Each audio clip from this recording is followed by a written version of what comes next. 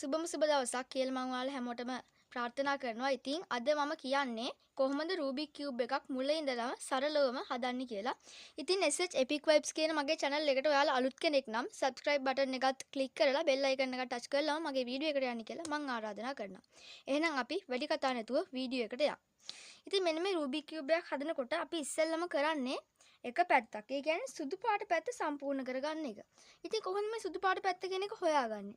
අපි මේ Rubik cube එකේ පැති හොයන්න භාවිතා කරන්නේ එකම එක ලේසි දෙයක්. ඒ තමයි මෙන්න මේ මැද තියෙන කැටේ පේනවනේ. අන්නේ කැටේ පාට තමයි මේ හැම පැත්තකටම අදාළ පාට. මොකද මේ කැටේ කවදාවත් වෙනස් වෙන්නේ නැහැ.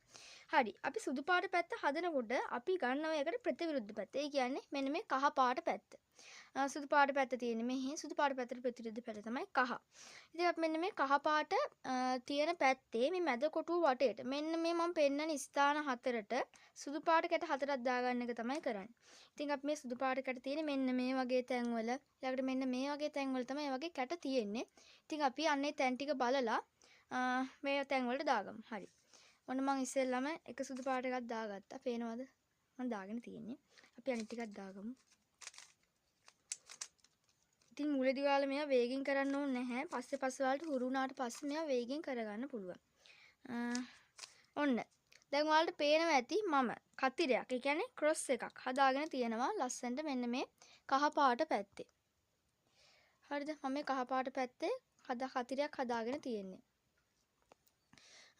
දැන් ඊට පස්සේ අපි මෙන්න මේක අරන් යන්න ඕනේ. මෙන්න මේ සුදු පාට පැත්තට කතිරය හැදෙන විදිහට මේක අරන් යන්න ඕනේ.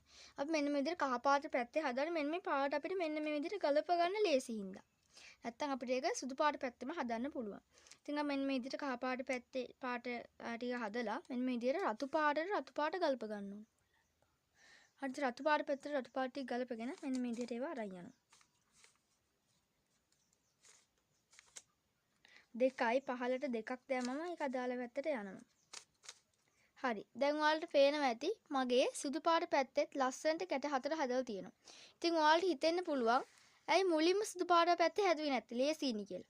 ඒ වුණාට ඔයාලට පේනවා මෙන්න මේ විදිහට පාට අපි කෙලිම සුදු පාට පැත්තේ හැදුවා නම් ගැලපෙන්නේ නැහැ.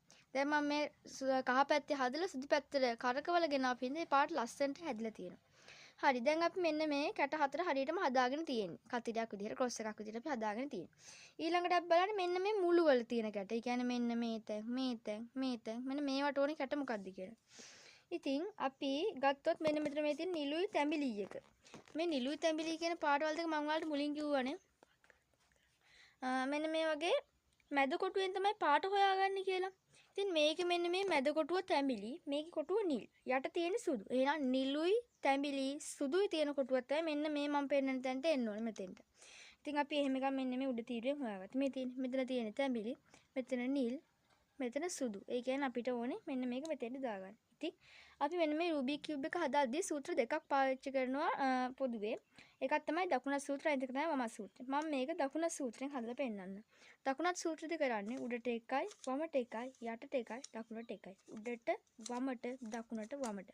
මෙහෙම කරද්දී සමහර ලාවලට එකපාරටම එන්න බැරි වෙන්න පුළුවන්. ඒ වුණාට කීප සැරයක් කරද්දී ඒක එනවා. දැන් ඔයාලට පේනද මගේ කැටේ ලස්සනට ඒ වුණ පාට ඇවිල්ලා.